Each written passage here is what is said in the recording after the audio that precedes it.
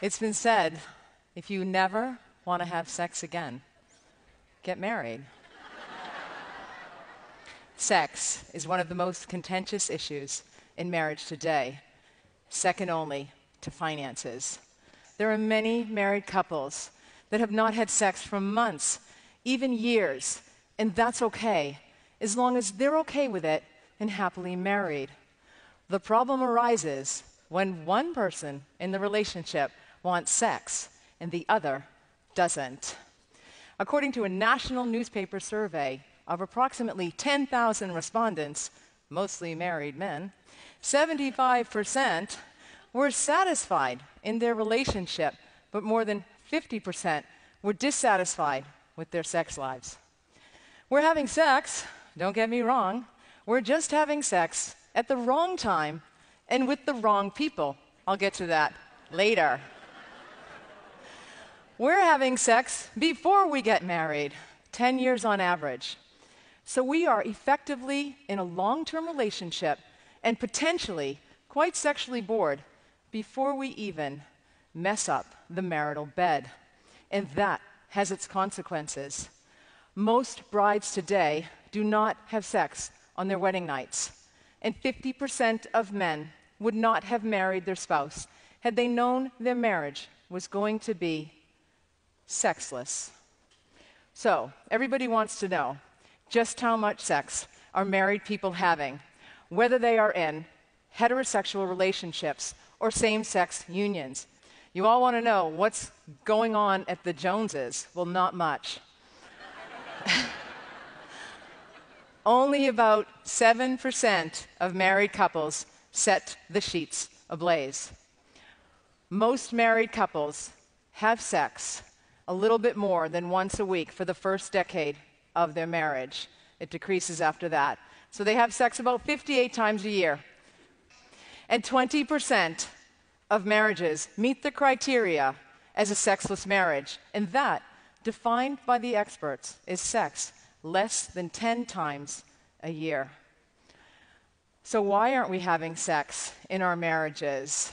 Well, there's a little-known chemical in the brain, conveniently called PEA, or P, and it's responsible for the elation, the excitement, and the euphoria that you feel when you meet somebody that you are sexually interested in.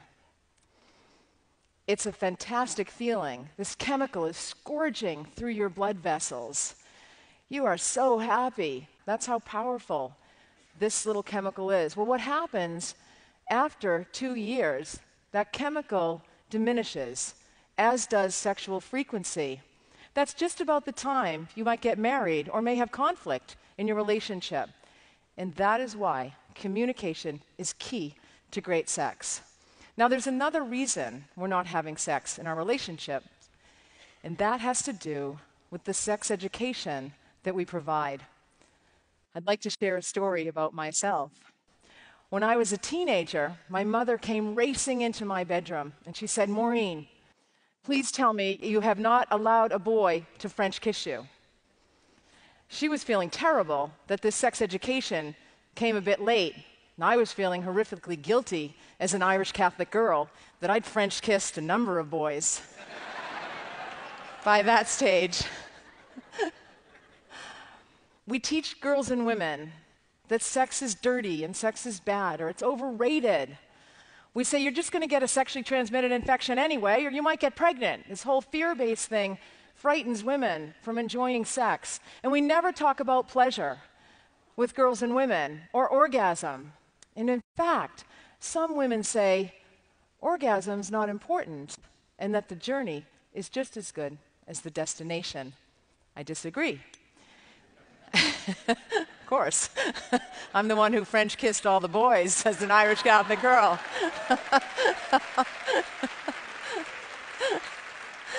It's like getting on a train with your lover, and you are going to the most pleasurable place on the planet. You are so excited. You're getting lubed up with all the free drinks they're giving you. This is amazing. And just before you reach your destination, he gets off and you don't. You get my point.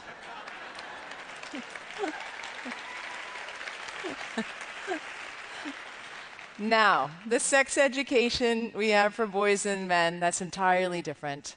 It's a global program, it's free, it's accessible to everybody, and it's known as internet pornography. Fantastic. And it does nothing to teach men and boys about intimacy, which is really important to men and boys, or how to make love to anybody.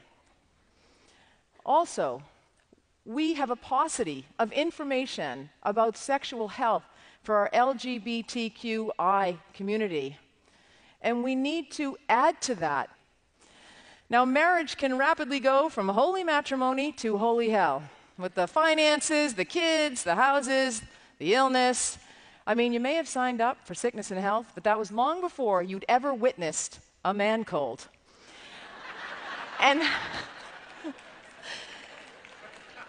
And how about that richer or poorer thing? Ladies, we're going to have to start going for richer. Most women today are working inside and outside of the home. We're doing the lion's share of the housework because, according to research, men don't feel they're that good at it. And we're bridging the gap between growing children and aging parents. We are exhausted doing it all and never doing it. And when we are doing it, we're checking our smartphones.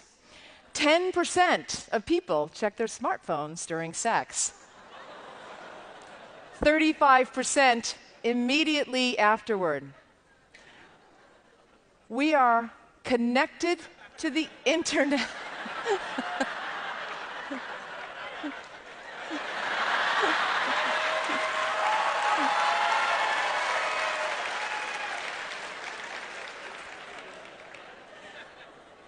We are connected to the internet and disconnected from our would-be lovers. Maybe this is the reason that the most common sex position for married couples is doggy style. No, it's not what you're thinking. Get your minds out of the gutter. This is the one where he's on all fours and begs, and she plays dead.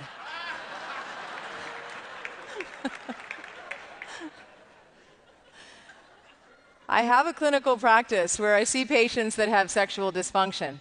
And there are two questions that I ask everybody. And the first one is, are you sexually active? It's obvious. And when I ask women, they never say yes or no. Well, they never say yes, but they never say yes or no.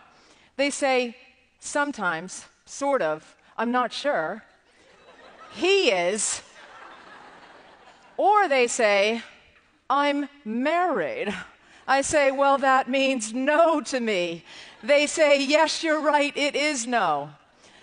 Most men complain that women never initiate sex.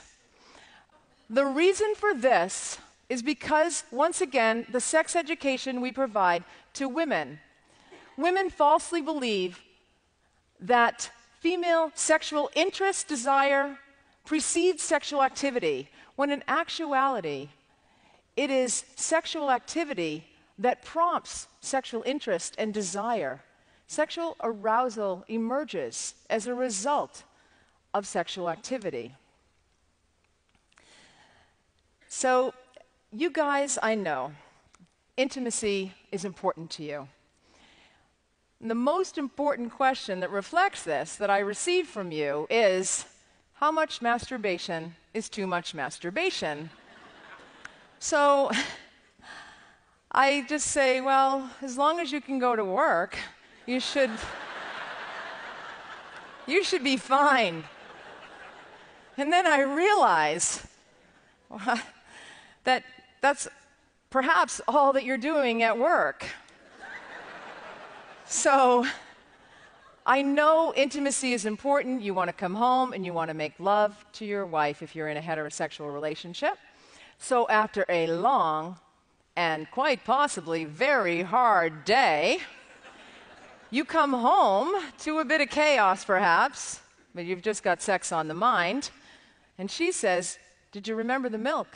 And you're like, darn, the milk. I forgot the milk. Don't beat yourselves up about it. If not for the milk, We have Facebook, hormones. I'm feeling a little tired tonight. My stomach's sticking out. I'm feeling kind of fat. Can't do it tonight. Didn't we have sex last month? And you're like, that was actually last year? You don't get it. I mean, literally, you don't get it. But you're like, she's amazing. She works in and outside of the home.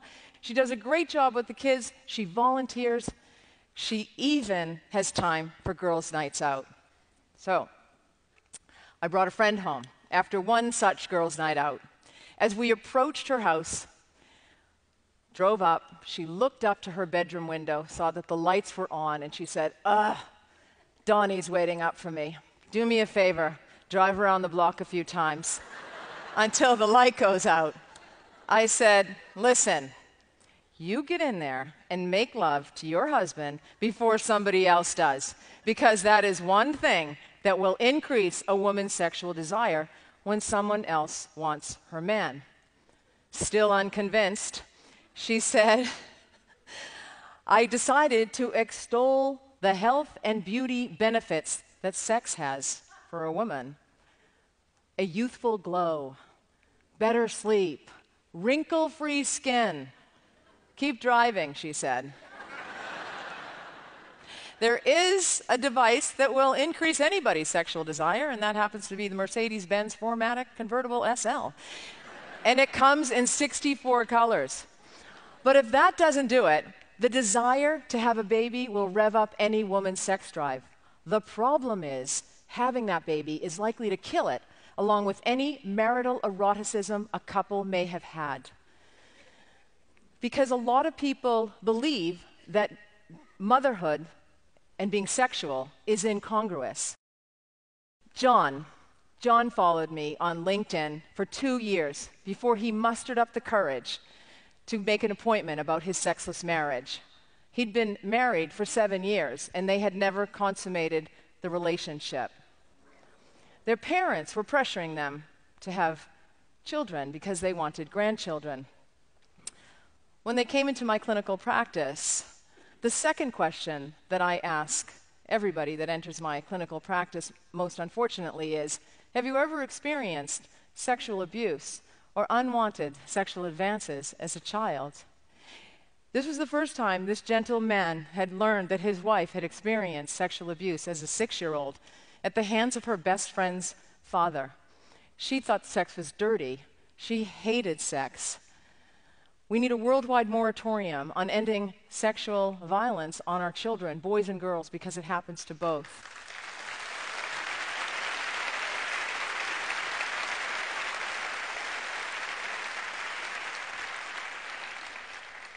Healing from sexual abuse takes a lifetime. Ella had lived a lifetime. A widow, she said she wasn't sexually active, but she hoped to be. I thought, fantastic, somebody is going to have sex here. But she said, the problem, Maureen, is that these old guys can't get it up anymore. I said, well, Ella, you might have to go for a younger guy. She said, what's younger when you're 84? 70?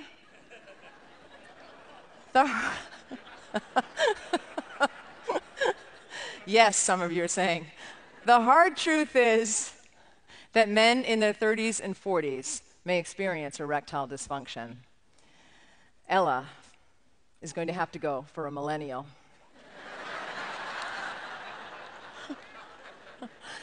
So you're all probably thinking, what's the big deal? Why treat my erectile dysfunction? Well, I liken the penis to a plane. If the pilot can't get the plane up in the air and keep the plane in the air for the entire trip, there's probably a problem with the engine. So if you can't get your penis up and keep it up for the entire sexual experience, there's likely a problem with your engine. Well, that's your heart. Erectile dysfunction is the canary in the coal mine, and it may signify cardiovascular disease.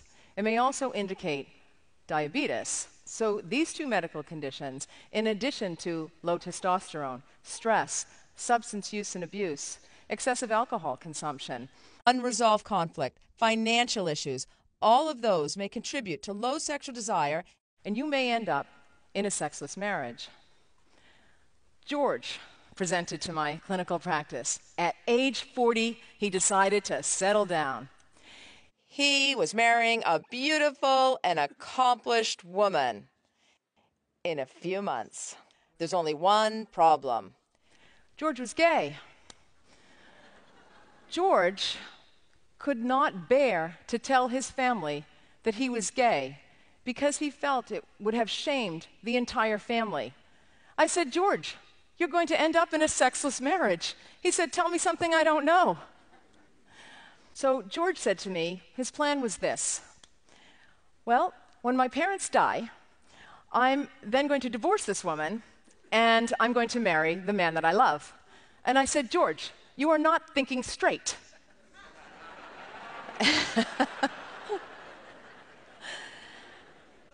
Sex is the barometer of the state of affairs in a marriage. People who live in sexless marriages report feeling frustrated, unloved, undesirable, unattractive, and the worst of all, lonely. And loneliness has been shown to increase vascular resistance and elevate blood pressure and lead to an early death. You are more likely to die from loneliness than you are from obesity or excessive alcohol consumption. When I educate women and I say, if you're not having sex with your husband, someone else may, they get upset and they say that I'm blaming women for men's bad behavior, when in actuality, I'm doing a community service. You see, men in sexless marriages cheat to remain in that marriage in general, and women cheat to leave a sexless marriage. And women cheat too. Nobody ever thinks we do. We're just sneakier about it. We just don't get caught. We're socialized very differently. This is one thing we have on you guys. Women cheat with other men, and women cheat with other women. And technology has made cheating accessible for everybody, from the politician to the stay-at-home parent. That quick swipe right can lead to an online, passionate love affair, from texting to sexting to secret phone conversations. The more two people communicate online, the more likely an in-person encounter will occur. But you can always blame your genes. The gene DN4N has been isolated in cheaters, and the sexless marriage, just the environment to turn on that gene. It's based on a system of pleasure and reward. The stakes are high, the reward substantial. It is the perfect cocktail to turn that love drug back on, PEA, and the cycle begins again. Historically, marriage was not based on mutual love, but rather it was an institution to acquire, of all things, in-laws, property, and physical labor. But at the turn of the 20th century in America, egalitarian ideals and the emerging Hollywood movie industry burdened marriages with promising romantic love forever. And now we're living forever. Fantastic. Congratulations. You get to have sex with the same person for the rest of your life. The second most common question that I hear from patients is, when does sex end? Well, a 44-year-old asked me. He said, when does sex end, Maureen? 65? I answered him this way. A 22-year-old asked me, when does sex end, Maureen? 35? Everybody's older until you get there. I'm here to tell you that sex never ends. If you're healthy, you can have a... If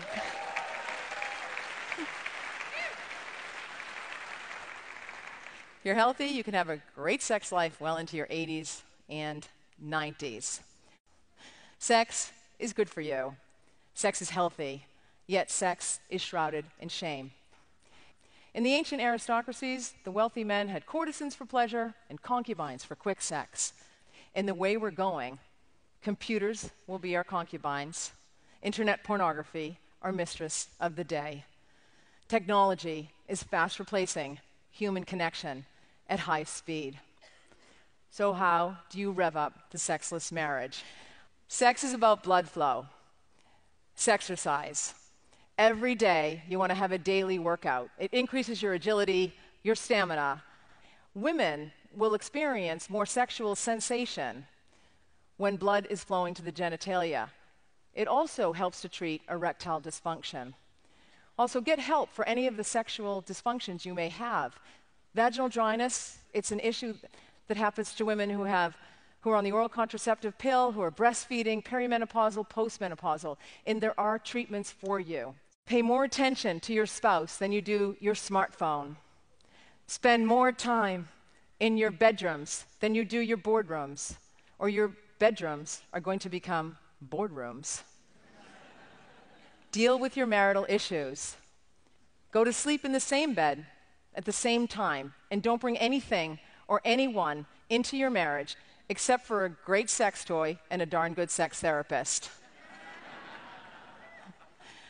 You must establish guidelines that govern those moments when you are struck by someone's attractiveness outside of your marriage. But don't think for a second that you have to have sex with the same person for the rest of your life. That's not what I mean. In your mind, that is. Fantasy is key. Your brain is your largest sex organ. And one more thing, I would like to leave you all off with a bang. Settle all marital arguments in the bedroom naked.